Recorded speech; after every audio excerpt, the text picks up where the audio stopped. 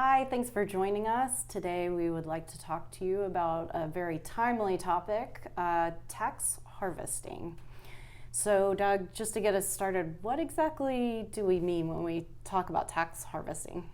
Well, in a tough year like this, what we want to do before the end of the year is sell some of the stocks that are down. Maybe they're not necessarily losers, but we can take the advantage of them being down right now and then reinvest them in something that can move up on the other side.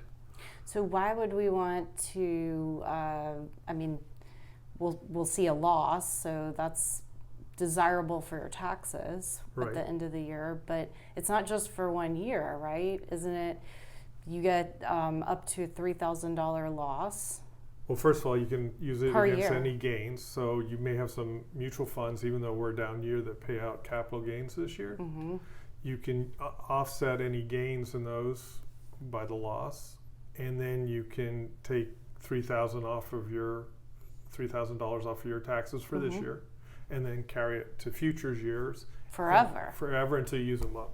Right. And that way, if we have a big year next year and you are up significantly and you need to take an income or you need to sell for some reason, you're able to offset any gains with the losses. Well, and we can kind of see what that happened to us last year, where we had a number of really good years and we used up all the tax losses from prior years. And so then our clients ended up with really heavy taxes because there wasn't any losses left. Right. So what we want to do is, take as much of the losses now and then kind of bank them for the future. And a lot of mutual funds actually do this internally.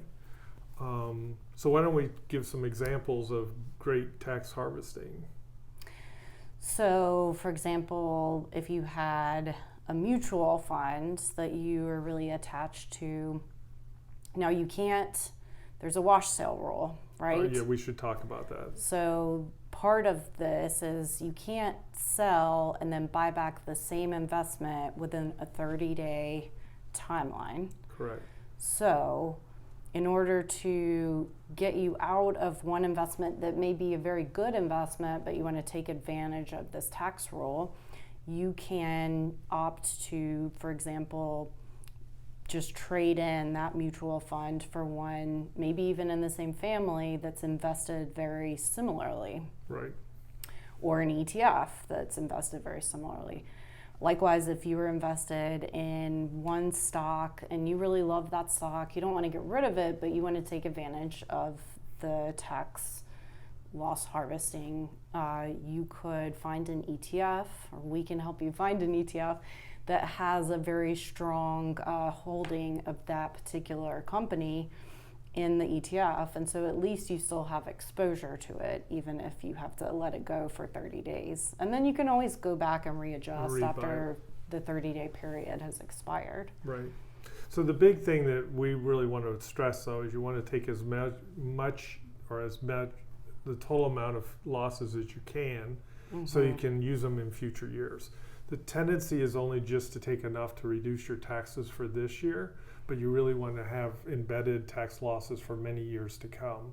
And you can also, if you have a big gain, say you've held a fund or a certain investment for many years and you have a huge gain, and so if I want to touch this, I'm going to have to pay some significant taxes on it, you could balance that out with losses as well. That's an excellent point. So in other words, something that has a huge gain that you're thinking, I'll never be able to sell it without a huge tax, now would be the year to possibly sell it. And then their wash rules don't apply on stocks that you made a gain on. So you could sell it, take the gain, and then turn around and buy it back and offset it with losses that you have on the other side.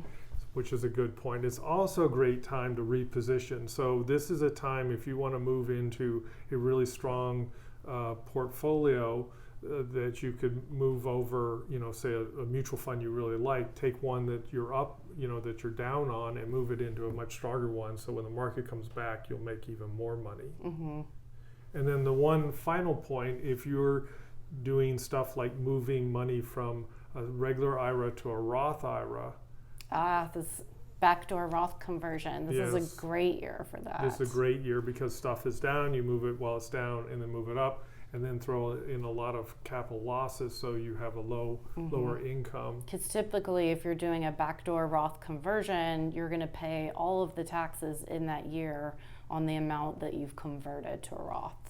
So this is a great opportunity year for taxes. Don't miss out on the great opportunity. If you should have any questions or need some help, give us a call. We'd be glad to work with you.